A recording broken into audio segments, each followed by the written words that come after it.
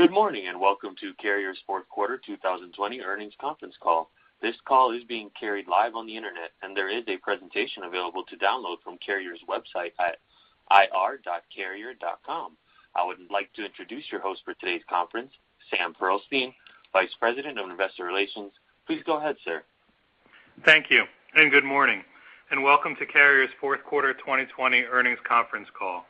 With me here today are David Gitlin, President and Chief Executive Officer, and Patrick Goris, Chief Financial Officer. Except as otherwise noted, the company will be speaking to results from operations, excluding restructuring costs and other significant items of a non-recurring and or non-operational nature, often referred to by management as other significant items. The company also reminds listeners that the earnings and cash flow expectations and any other forward-looking statements provided during the call are subject to risks and uncertainties. Carrier's SEC filings, including Forms 10-K, 10-Q, and 8-K, provide details on important factors that could cause actual results to differ materially from those anticipated in forward-looking statements. This morning, we'll review our financial results for the fourth quarter and full year 2020, discuss the full year 2021 outlook, and we'll leave time for questions at the end. Once the call is opened for questions, we ask that you limit yourself to one question and one follow-up to give everyone the opportunity to participate. With that, I'd like to turn the call over to our President and CEO, Dave Gitlin. Okay, thank you, Sam, and good morning, everyone. I'll provide a quick summary of our fourth quarter performance on slide 2, and Patrick will provide more color. In short, no surprises. Sales were up 2% on a reported basis, flat organically, as residential HVAC remained very strong with a 25% year-over-year increase. We produced $453 million of adjusted operating profit, executing on the cost actions that we planned and communicated, including accelerated growth investment, incremental public company costs, and some one-time items that Patrick will cover. And we are very pleased with our free cash flow generation in the quarter. Excluding the Bear tax payment of $272 million, we would have exceeded our forecast by about $100 million. Importantly, we continue to consistently execute on our long-term strategic growth agenda while maintaining strong traction on our Carrier 700 and G&A cost reduction initiatives. All of this positions us well for 2021 and beyond. Turning to slide 3. Before we dive into 2021, let me provide a broader look back at 2020. I look at 2020 as both a foundational and a transformational year for Carrier. With the spin from UTC, it was clear that we had a unique opportunity to create tremendous value. But to do so, we needed to create a new Carrier. We started with our culture and took an intentional and deliberate approach to launching the Carrier Way. Our culture reinforces our value and is centered around customers, agility, innovation, talent, and winning. And the energy level within Carrier is tremendous. In addition to culture, we have invested in and promoted existing employees while infusing the team with key outside talent who have brought fresh perspectives and proven leadership. We also launched several new initiatives designed to further enhance the agility and effectiveness of our organization. For example, we launched Carrier Excellence, our new operating system, Carrier Alliance, our new supply chain program, and we undertook a holistic and structural approach to driving sustained G&A reductions and simplicity across the business. We put a disciplined process in place to drive $600 million of recurring cost savings over 3 years, Carrier 600, and given our strong progress, we recently increased our target to $700 million under the renamed Carrier 700. We also dramatically improved the balance sheet since spin.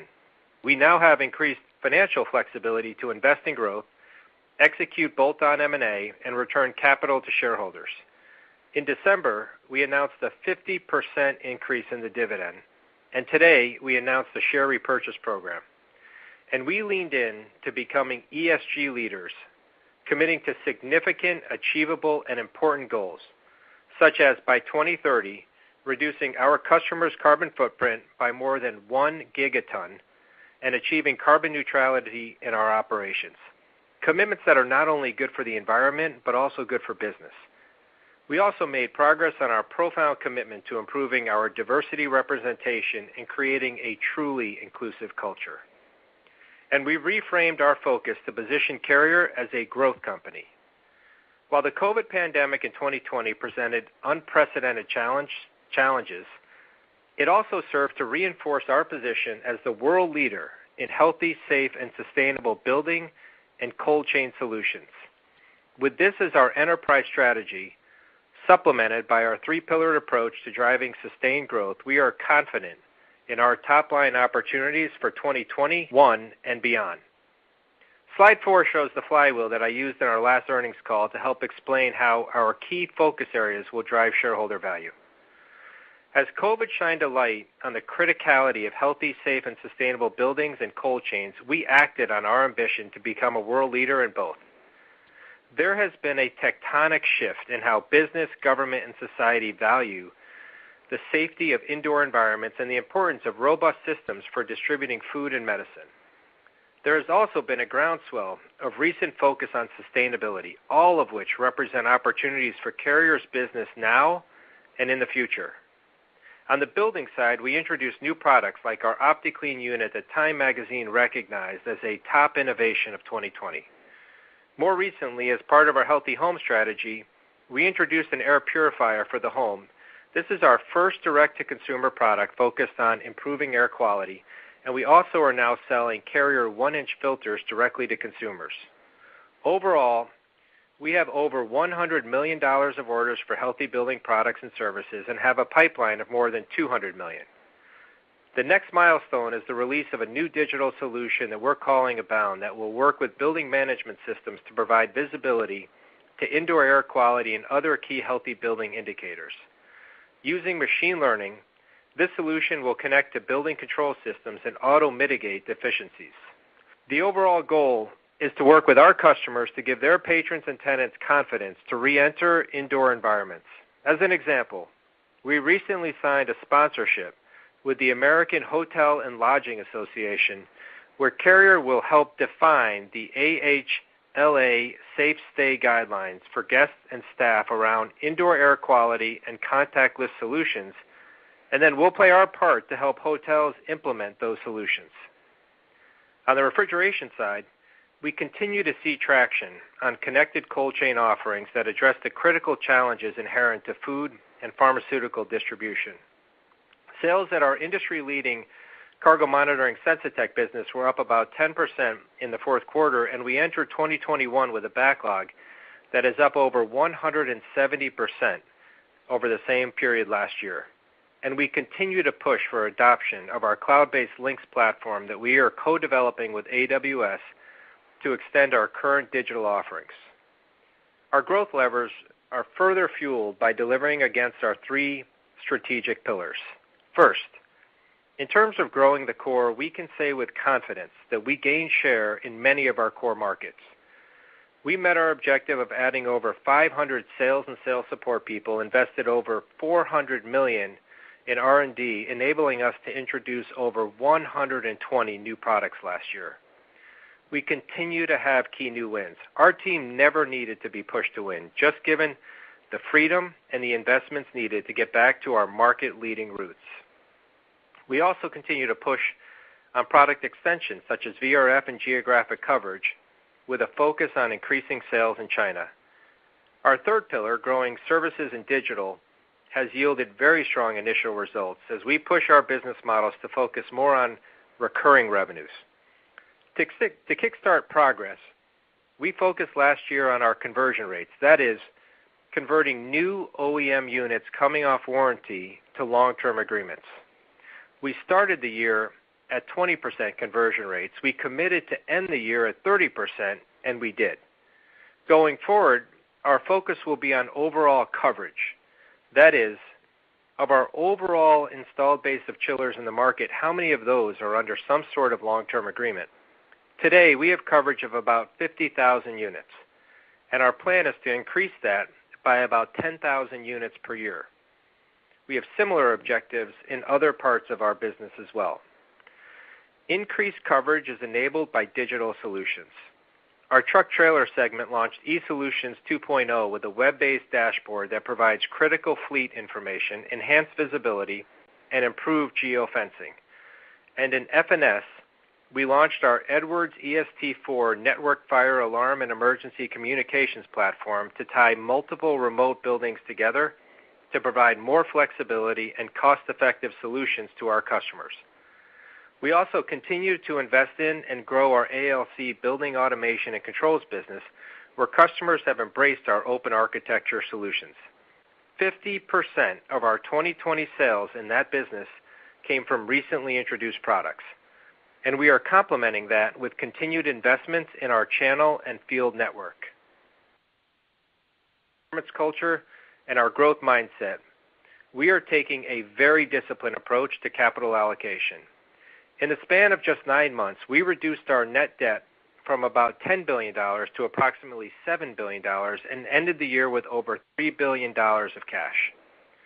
Our balance sheet improvement now opens the door to bolt-on M&A. Our acquisitions will align with our focus on healthy, safe, and sustainable building and cold chain solutions, and more broadly with the 3 pillars of growth that we have laid out. Before I turn it over to Patrick, let me give you some color on how we're thinking about 2021 on slide 5. Our outlook for the year reflects our objective of being a consistent mid-single-digit organic growth company. We expect sales to grow 6 to 8%, and that includes 2% tailwind from FX. And with strong conversion, we expect adjusted EPS to increase by about 14% at the midpoint. We'll continue to invest in growth while we project improving margins by about 70 basis points and producing strong free cash flow of about $1.6 billion. While we are starting this year with continued uncertainty around the global economic recovery as the pandemic continues to impact people and economies around the world, we are optimistic that the uncertainty will subside as we get into the second half of the year following more widespread vaccine distribution. The good news for our first half is that our backlog is solid given the strength in orders in 4Q that has continued very well into January. As we get into the second half of the year, we expect some of the businesses that were acutely challenged by the pandemic to start to recover, particularly in retail, hospitality, and small to medium-sized businesses. So with that, let me now turn it over to Patrick. Patrick? Thank you, Dave, and good morning, everyone. Good to be with you on the call today and very excited to be part of the Carrier team. I've spent the last 2 months gaining a deeper understanding of our strengths and the opportunities we have in front of us. I see tremendous opportunities to create value given our focus on innovation, accelerating profitable growth, driving internal efficiencies, free cash flow generation, and capital deployment and portfolio management. I will sharpen this focus and drive execution so we can continue to deliver long-term superior financial returns to share owners. Let me share some detail around the quarter. Please turn to slide 6. As Dave discussed, Q4 was broadly in line with our outlook. As you can see on the right side, we exceeded the outlook we gave you in October for sales and adjusted operating profit. Sales of $4.6 billion were up 2% versus the prior year and flat organically. Currency was a 2-point tailwind for sales in the quarter, about $100 million, but with little profit contribution. The sales growth was driven by continued strength in our residential HVAC business, which was up 25% in the quarter. We saw continued sequential improvement across our other businesses. As expected, adjusted operating profit of $453 million was down versus the prior year as Carrier 700 cost savings were more than offset by the reversal of some temporary cost actions related to COVID-19, the expected $75 million of investments, about $25 million of incremental public company costs, and about $50 million of one-time items in the quarter. These one-time items were about $20 million higher than we expected and included a pre-spin vendor contract termination and legal and related costs. Free cash flow of $38 million in the quarter included $272 million in tax payments related to the sale of the Bayer shares. We anticipated $50 to $60 million of that from the September sale, but the remainder associated with the December transaction was not captured in our October outlook. Moving on to the full year. Sales of $17.45 billion were above our most recent outlook of about $17.3 billion due to currency translation.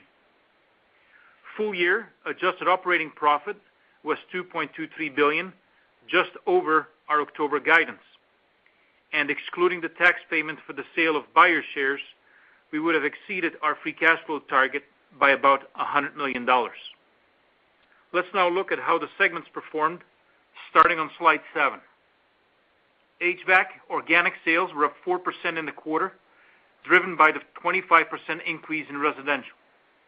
As expected, field inventory levels have now normalized, and we should see more typical growth trends in that business going forward, but recognize there will be a much easier compare in the first half versus the second half of 2021. Commercial HVAC sales were down mid-single digits organically. Light commercial was down 10% and continued to lag, but the rate of decline improved sequentially. Turning to refrigeration, sales of $949 million were down 3% on an organic basis, but improved sequentially. This was by far the best quarter from a year-over-year perspective for this segment. Organic sales of the fire and security segment also continued to improve sequentially in Q4 and were down 5% compared to last year. We saw a 6% decline in the products business and a 2% decrease in the field business. Within the product businesses, which represents about 60% of this segment's sales, residential and commercial fire continued to be solid, while access solutions in our industrial businesses remained challenging. Now, let me review the order activity we saw in the fourth quarter, because that is important to understand what is driving our 2021 outlook. As you can see on slide 8, our residential and light commercial businesses continue to see strong orders driven by residential. We intentionally worked with our channel partners to exit 2020 with more normalized inventory levels. Backlog in residential is up almost threefold compared to a year ago and puts us in a solid position for shipments in the first half of 2021. Commercial HVAC orders were about flat compared to last year, and we exited 2020 with backlog up mid-teens year over year. For refrigeration, order activity for the truck trailer business continued to improve sequentially. North American truck trailer orders were up well over 100% in the quarter, and Europe was up about 10%. Container orders up almost 50%, pointing to a recovery in 2021. Commercial refrigeration orders were up mid-teens organically, as the business is also seeing pent-up demand. Strong order intake and backlogs exiting the year positioned the refrigeration segment for the strongest growth of the three segments in 2021. Order intake for our fire and security segment also continued to improve sequentially. Product orders were down low single digits. Like prior quarters, industrial end markets and global access solutions remain weak. Field orders were up low double digits year over year, and we exited 2020 with record backlog for installations in this business. Overall, a generally improving order trend gives us confidence in our ability to deliver solid growth in 2021. Please turn to slide 9 as I walk you through our 2021 outlook.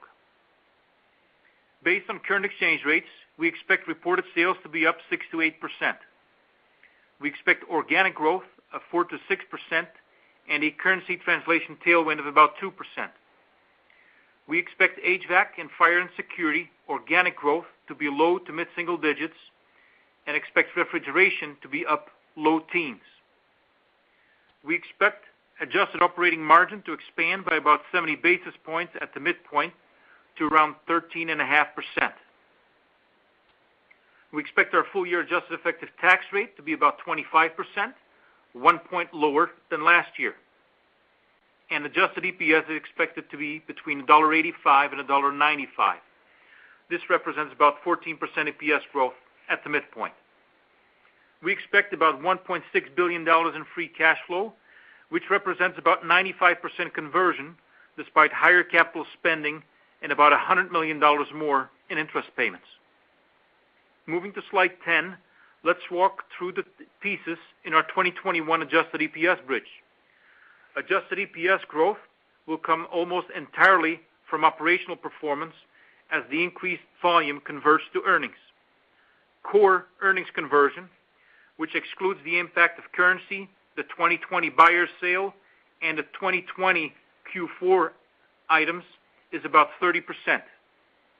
We anticipate additional benefits from Carrier 700 of about $225 million in 2021 and expect the absence of COVID-related inefficiencies and disruptions in our factories and supply chain to benefit us by about $125 million. Offsetting that is about $200 million of cost containment snapback and about $150 million of planned incremental investments. We previously talked about the 3-year plan as $100 million of investment in each year of 2020, 2021, and 2022. We are accelerating some investments into 2021 and therefore currently expect incremental investments in 2022 to be only $50 million. We expect the net impact of pricing and input costs to be neutral for the year.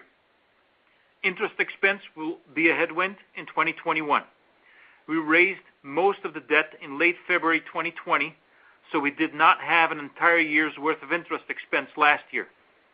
Lastly, we currently have some restrictions in our debt covenants on the total number of shares we can repurchase, and so while we target repurchasing about 5 million shares in 2021, the average number of shares used for EPS in 2021 will still be above 2020, and so that represents about a 2-cent headwind, 21 versus 20.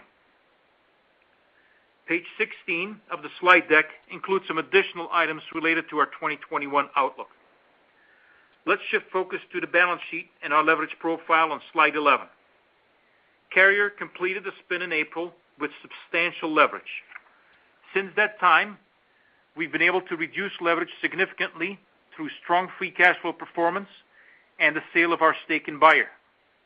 We repaid the entire $1.75 billion term loan in the fourth quarter, and net debt to adjusted EBITDA improved from about 3.4 at the time of the spin down to about 2.8 at the end of fiscal 2020. We expect 2021 year-end net debt just north of $6 billion, which would bring our net debt to adjusted EBITDA ratio closer to 2.1 by the end of 2021. That is assuming no impact from potential acquisitions or divestitures. The bottom line is that we're in a much stronger position today given the improved health of our balance sheet, which provides more flexibility with respect to capital deployment. That takes us to slide 12. During 2020, it was clear that the focus had to be on reducing leverage. As we enter 2021, we plan a more balanced capital deployment while remaining within our overall capital structure of an investment-grade credit rating. We expect 2021 CapEx to be about $375 million. Dave talked about some of our priorities with respect to inorganic investments. We're not putting a dollar amount placeholder here, but we will be opportunistic on bolt-on M&A that help achieve our strategic objectives and meet our financial criteria. We plan to reduce debt by $500 million in 2021, and in light of our pending redemption, we will not have any debt maturing until 2025. In December, we announced a dividend increase, and we now expect 2021 dividend payments to amount to about $425 million. And today, the board authorized a share repurchase program of $350 million, and our outlook for 21 incorporates repurchasing about 5 million shares this year. Before I turn it back to Dave, let me just add that the volatile quarters in 2020 should lead to some unusual comparisons in 2021. We expect strong double-digit organic growth in the first half of 2021 and closer to flat organic performance in the second half, given the residential comparisons.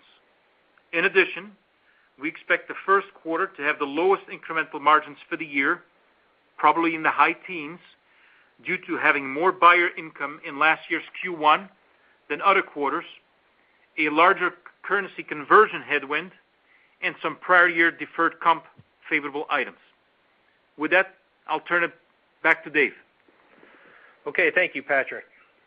Our results demonstrate that we successfully navigated through 2020.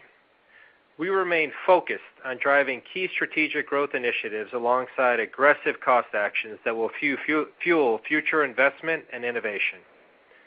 Our balance sheet improvement provides additional flexibility to create shareholder value through bolt-on M&A, dividends, and share buyback. All of these factors, combined with the tailwinds from important megatrends, position us well for strong top and bottom line growth in 2021 and beyond. So with that, we'll open this up for questions. Thank you. As a reminder, to ask a question, you'll need to press star one on your telephone. To withdraw your question, press the pound key. Please stand by while we compile the Q&A roster. Our first question comes from Stephen Volkmann with Jefferies. You may proceed with your question. Hi, good morning, guys. Thanks for taking the question. Hoping you can just talk a little bit more about the commercial HVAC business. Obviously, strong backlog headed into 21, but orders kind of flattish. Maybe you can give us a little bit more color, either by market or by type of product or anything to sort of give us a sense of the cadence on commercial HVAC. Thank you. Yeah, good morning, Steve. We are pleased with the backlog being up in the mid-teens, but clearly there's some watch items there. The ABI being at about 43 in December has been below 50 since April. So we have a watch on it. Remember that commercial new construction is about 15% of our overall business. The things that give us a lot of confidence are some verticals remain very strong globally. Data centers, warehouses, education, healthcare have all been strong. Number two is we are seeing traction in our whole focus on indoor air quality, healthy buildings. We have a pipeline of $200 million there. So it's clearly a watch item, particularly North America. I was pleased. China's continued to be strong. Europe, we actually saw coming back. You may recall earlier in 2020, I felt like we weren't gaining the share in Europe that we had been in North America, China. The team made a number of changes in Europe, and we're seeing traction there. So signs of life in Europe. Orders were up about 5% there in the fourth quarter. Asia Pacific actually showing a bit of strength towards the end of last year for the first time in 8 or 9 months. So signs of progress, but clearly a couple of watch items, probably the biggest being North American new construction. Great. That's helpful. And, do you feel like people are able to get out into the field now and do more of the kind of service, maintenance, upgrade stuff that is probably sort of represents pent-up demand for 21, or is that still on the come? No, we do. The good news for the aftermarket is that we actually come in, HVAC services backlog ended the year up about 20%. So we are seeing people get out there, even in Europe, where it's a bit spotty and some markets are more closed than others. Even though they've been distributing the vaccine in England, we still see some pockets of closed down locations there, same with Germany. But by and large, we are getting our field support and our technicians out into buildings, certainly in the United States. So, we're looking at double-digit HVAC aftermarket growth in 2020, and it'll be fueled by folks getting back into the buildings. Super, thanks. I'll pass it on. Thank you, Steve. Thank you. Our next question comes from Joe Ritchie with Goldman Sachs. You may proceed with your question. Thanks. Good morning, everybody. Morning, Joe. Good morning. Hey, can you guys maybe provide a little bit more color around the $50 million charge that you took this quarter, and then whether all of that came through on HVAC margins this quarter? Yeah, Joe, Patrick here. So really one big item as part of those one-time items is as I mentioned, a vendor contract renegotiation. Think of it as a pre-spin contract that we had from under the UTC umbrella. We think we can do better than that specific contract, so we decided to terminate it. There were costs associated with that we incurred in the quarter. We'll benefit from that in future years, and the NPV obviously was positive on that transaction. That was by far the biggest item within the $50 million, and I would say that clearly HVAC had the biggest part of that one-time cost of about $50 million in the quarter. So clearly HVAC's margins were impacted by that more than the other segments. Okay, that's helpful, Patrick. And maybe my one follow-up, maybe just sticking with HVAC margins. I think that was probably the area where we're hearing the most from investors today. Can you guys just kind of parse out what really kind of happened within the quarter outside of this one contract? Because margins still would have been down outside of you seeing growth in the quarter. And I recognize that you spent about $75 million in investment, but maybe just kind of parse out what were the kind of the key drivers for the margins in HVAC this quarter. Sure. So within HVAC, currency helped us. Currency translation was a tailwind on sales of about $40 million, but basically with no operating profits contribution. We did see a benefit of the higher volume, particularly in resi, which was up 25%. Mix was actually a headwind in the quarter, and actually that relates to commercial HVAC. The applied equipment piece of commercial HVAC returned to growth. We saw that up low single digit, which is a good thing. We saw good growth in China. We have not yet seen service and aftermarket return to growth. Service and aftermarket was down year over year in the fourth quarter. They tend to have better margins. Now, the good thing is backlog for service and aftermarket was up double digits for us in the quarter, so that bodes well for future periods. Other items that impacted HVAC margins in the quarter, one, you referred to investments. Investments were up $75 million in the quarter for the overall company. HVAC saw the vast majority of that. And so that, together with the one-timers that I referred to earlier, is really the story around HVAC margins. For next year, we expect for the full year HVAC margins to be close to 16%. Okay, great. Thank you. Thank you, Joe. Thank you. Our next question comes from Nigel Coe with Wolfe Research. You may proceed with your question. Thanks. Good morning. And Patrick, good to hear your voice again. Half expect you to talk about logic when I heard your voice, but here we are. So I think we just kind of addressed the HVAC margin issue quite well. But when you say the vast majority of the investment spending, are we talking about like over 50 of that 75 would have been within that segment? Just trying to size the impact of that investment spend. Yeah.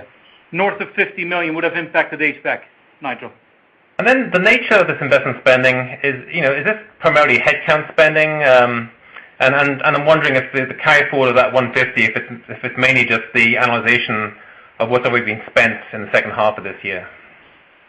Yeah, Nigel. Good morning, Nigel. It's Dave. Yeah, recall that we really look at our investments in three categories.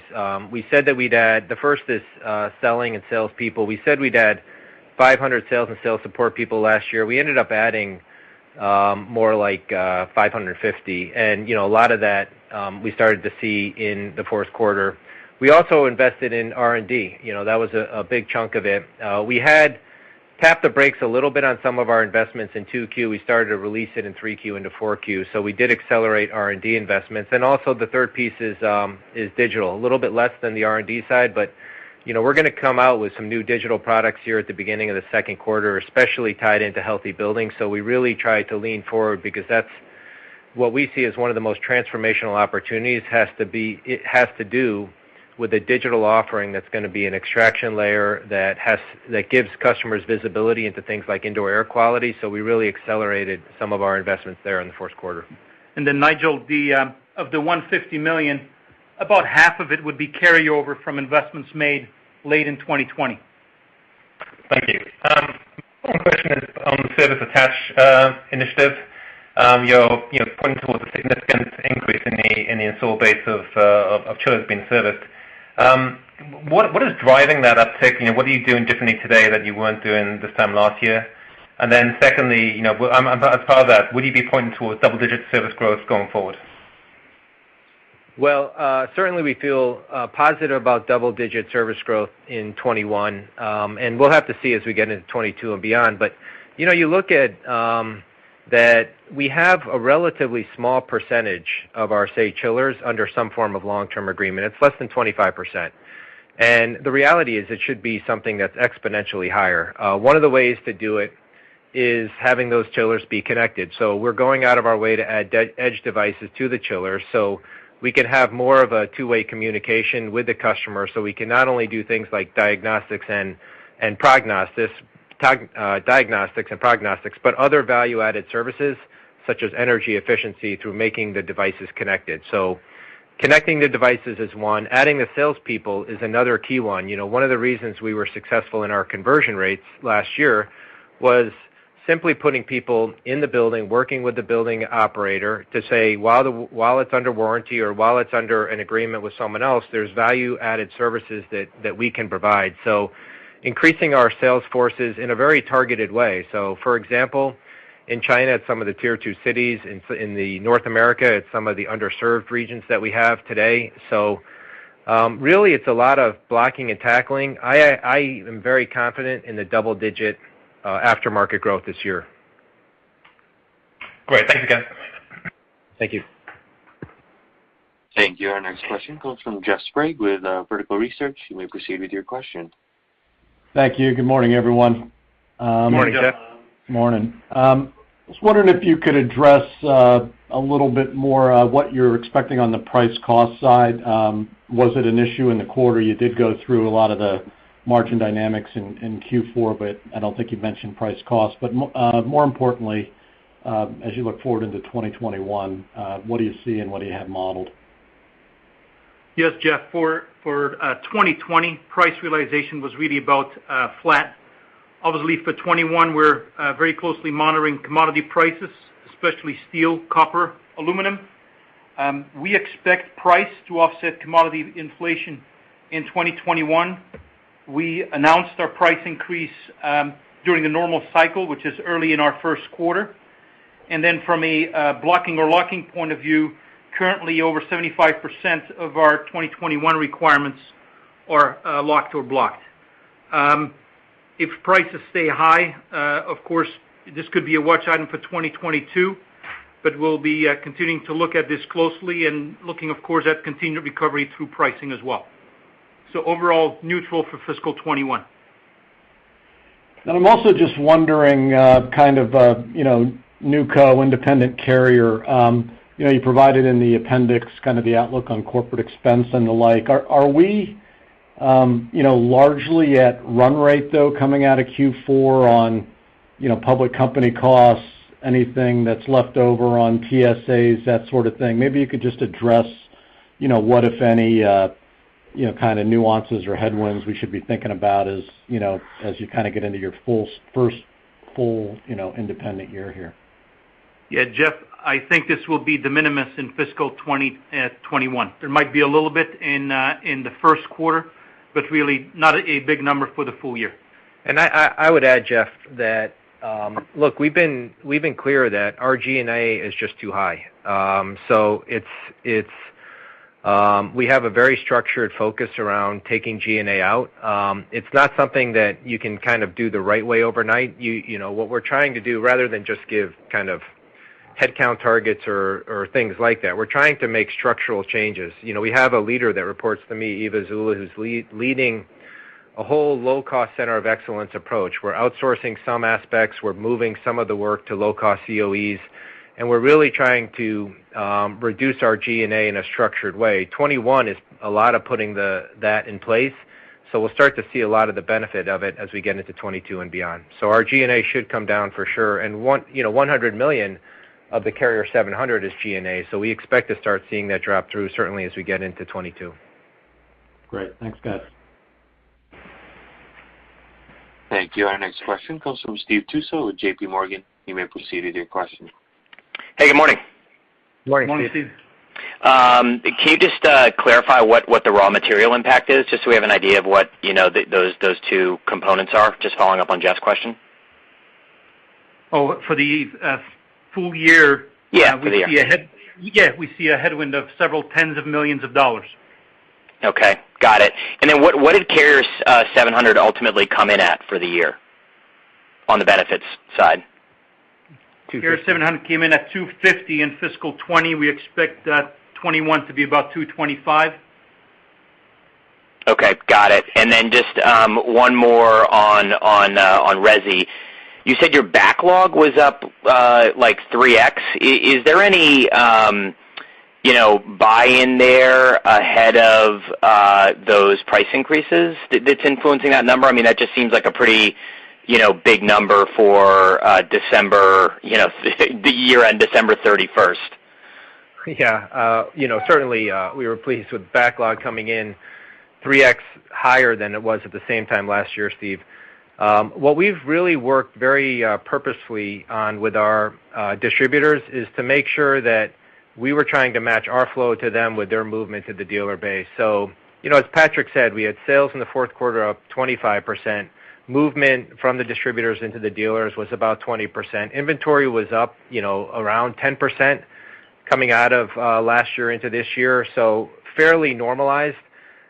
We saw order strength continue to be very, very strong in January. Now, part of it is that that we have a good position with new home construction. That was up about 8% last year. We expect it to continue to be strong this year, but we're working very closely with our channel partners to make sure that we're giving them what they need when they need it. And there's just a lot of demand in the system, but we're trying to modulate that to make sure we're there to support them so they can support the dealer network. Got it. Okay. Thanks for the info. Thank you. Thank you. Thank you. Our next question comes from Jeff Hammond with KeyBanc Capital Markets. You may proceed with your question. Hey, good morning, guys. Morning, Jeff. Good morning. So slide 10, great color on the different moving pieces in cost. Just wondering how you think of cadence for investments, and you gave good color on incrementals on 1Q, just how some of those moving pieces impact kind of cadence and incrementals as you kind of move through the year. Yeah, Jeff, I think from an investment point of view, you can expect that to be fairly even throughout the year in 2021. From a incremental point of view, as I mentioned, Q1 a little weaker than the other quarters. Okay. And then just on kind of the first half, second half, I understand I guess things were improving through 2020, but outside of, residential being so strong in the second half, where else do you see, quote, tough comps, to kind of get you to that flat dynamic in the second half?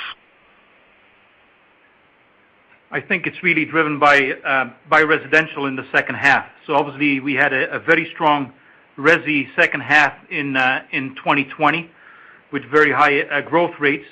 As we lap these, some of those headwinds get offset by what we expect to be a pickup in light commercial HVAC, in our fire and security businesses. And so that's really what we're counting on in the second half of the year, that there is a recovery related to COVID that helps offset some of those headwinds in resi. Yeah, Jeff, I'd add that, I think we really view this as a tale of two halves. You look at the first half, we're coming in with very strong backlogs. Orders, Patrick mentioned, were up 15% in the fourth quarter. Some were quite high, like in our transport refrigeration business, very strong there. So we like our opening backlog position. Orders continue to be very strong in January, almost across the portfolio. So we expect that the backlog and orders to carry us through the first half. Clearly you have the compares, but as you get in the second half, there's pent-up demand in some of the key verticals that have been acutely challenged. So our light commercial business, we would expect to see recovery as we get into the second half of this year.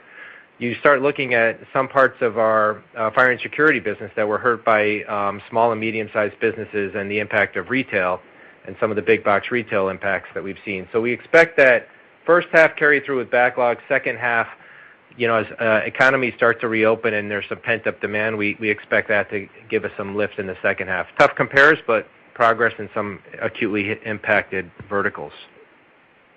Okay, if I could sneak one more in, just sell-in versus sell-through, your sense for residential as you look at your independents, or just, kind of what your distributors are telling you what sell-through was in 4Q?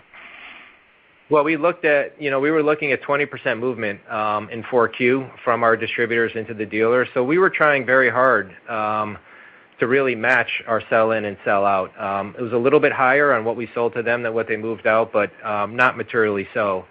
There is significant demand in the channel. I would say that one thing that is positive is that we have gained share. It's always complicated when you look at share on a quarter-to-quarter basis with all the different moving parts on selling either direct to dealers or selling through independent distribution.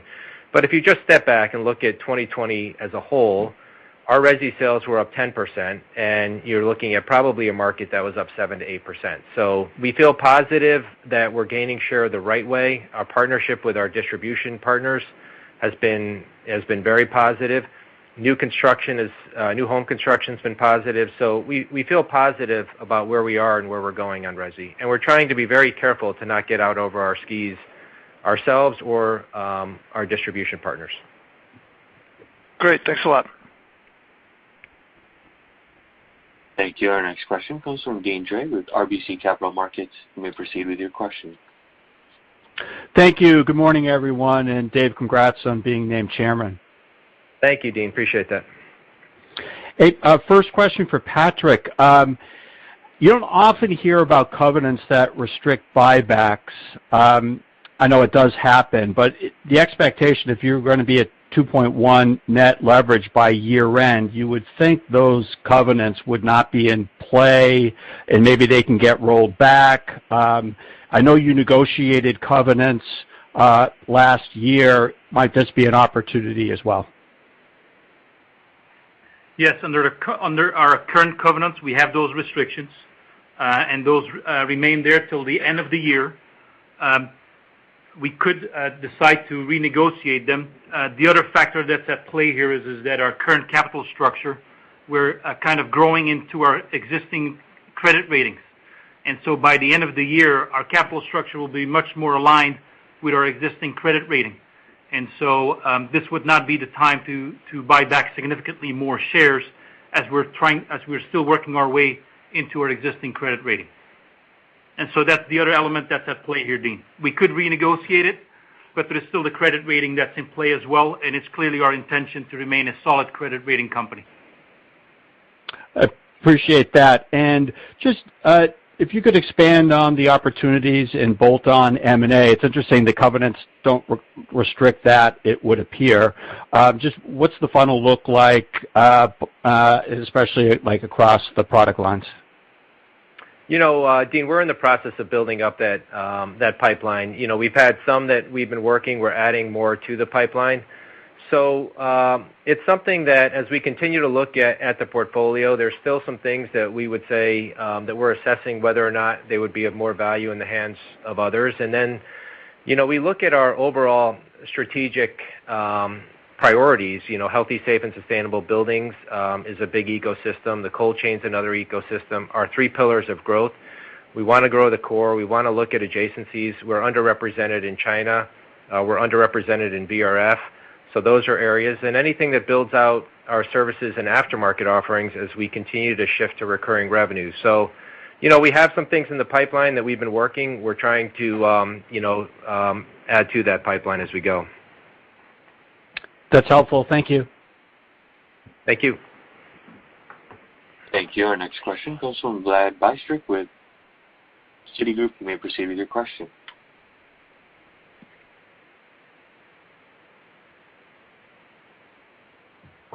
Vlad, your line is on mute. Please unmute. Hi. Good morning, guys. Sorry about that. No problem.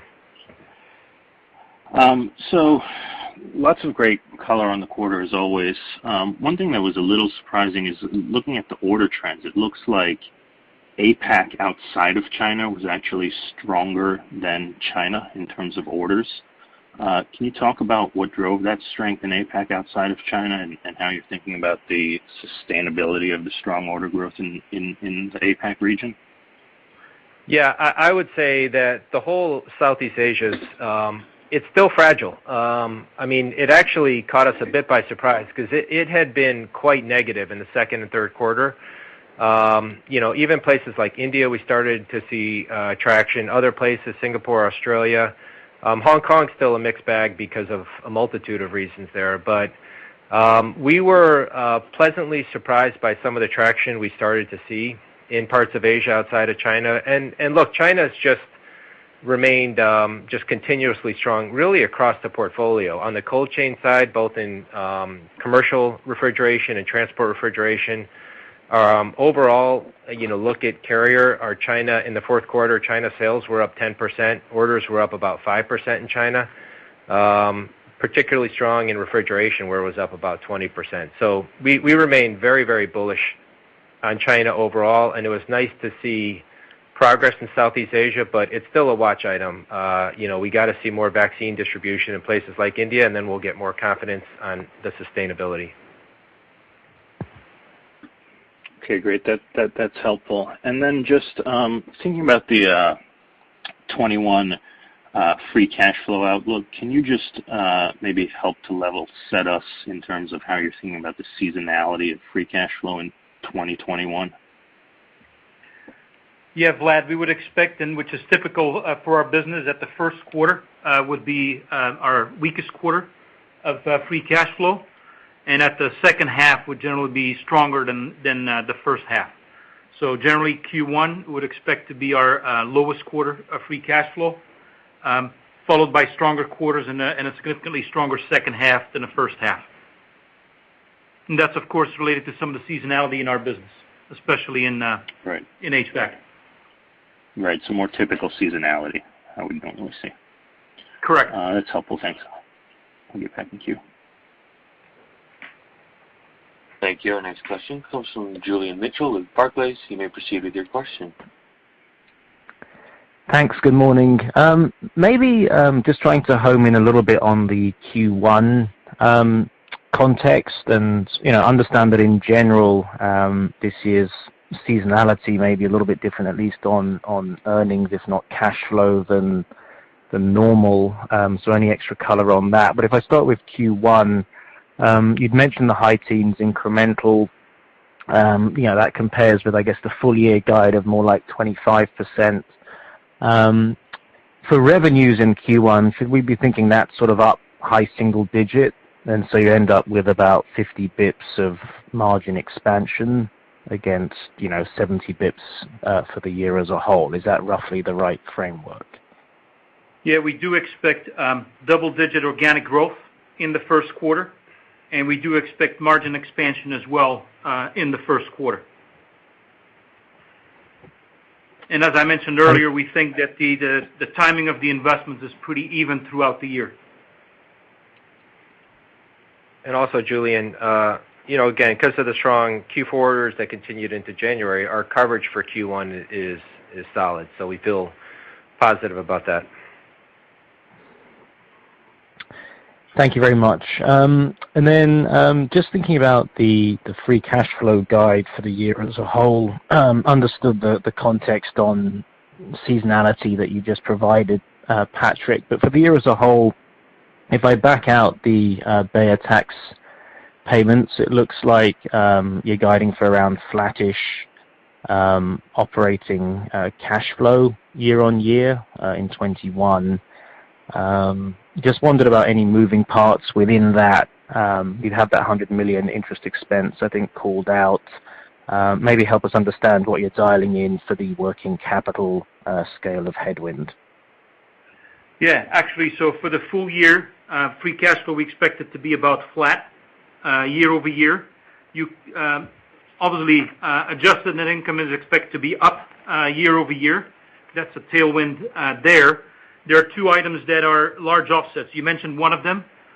Interest payable is we will make an extra $100 million of interest payments And then CapEx we expect also to be up about $65 million. And so that offsets most of the adjusted net income. We do expect working capital overall to be a slight tailwind. On the headwinds associated with free cash flow, we expect comp and benefits to be a little bit of a headwind there in fiscal 21. But those are the biggest pieces. It's really higher adjusted income offset by $100 million extra interest payment and $65 million additional CapEx. And then for minor items, which make it about flat year over year. Thanks, Julian. Perfect. Thanks. Thank you. Our next question comes from Gautam Khanna with Cowen and Company. You may proceed with your question. Yes. Hi, guys. This is Dan on for Gautam. Thanks for the question. Could you discuss how you see permanent restaurant and brick-and-mortar closures impacting the near-term versus longer-term fire and security demand, if that has any impact on your long-term view of that business? Thank you. Yeah, I look at it. It impacted Kidde as we start to see, some of the brick and mortar.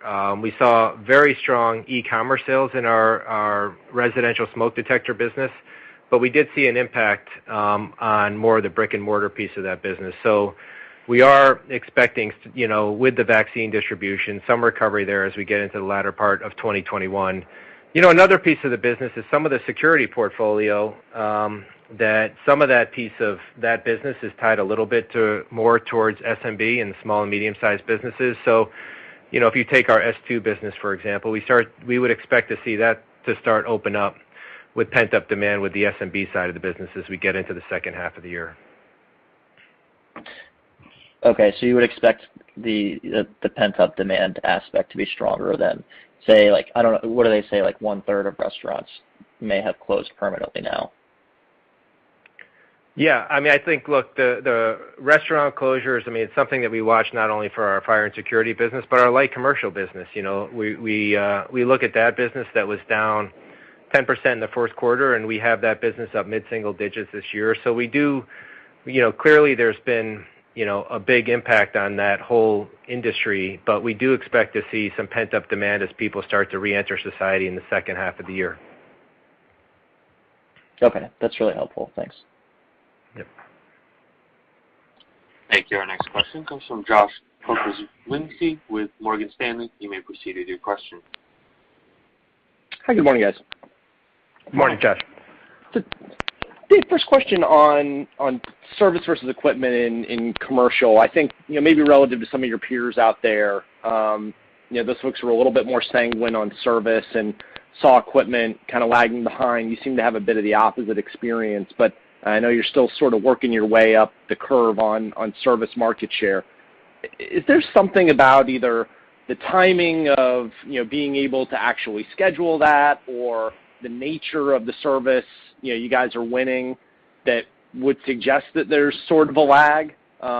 Just curious that, that building access phenomenon, I suspect is, kind of similar for everybody, and that seems to be impacting you more, but you're doing better on equipment. So a lot of moving pieces there, but, I guess kind of comes down to how do you feel about either timing or kind of the nature of service maybe versus the broader market?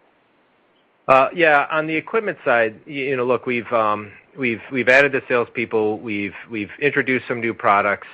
It's not really putting a new machine, a new construct in place. It was really accelerating doing what we know how to do with more focus and energy. So the ability to turn that in an effective way has been positive and a bit easier than it has been on the aftermarket for us, because it hasn't traditionally been as big of a focus area for us as it has been perhaps for a couple of our peers that have done well in this area. So I would say on the aftermarket, we added a new head of aftermarket, Ajay Agrawal. He's been working tightly with the new heads of aftermarket that we put in place in the BUs and the BU presidents. And now we put in place a playbook that we know works, but it's not a playbook that you can affect overnight. So adding the sales and sales support people, adding a Blue Edge tiered offering, adding digital offerings, that can really differentiate the overall offerings.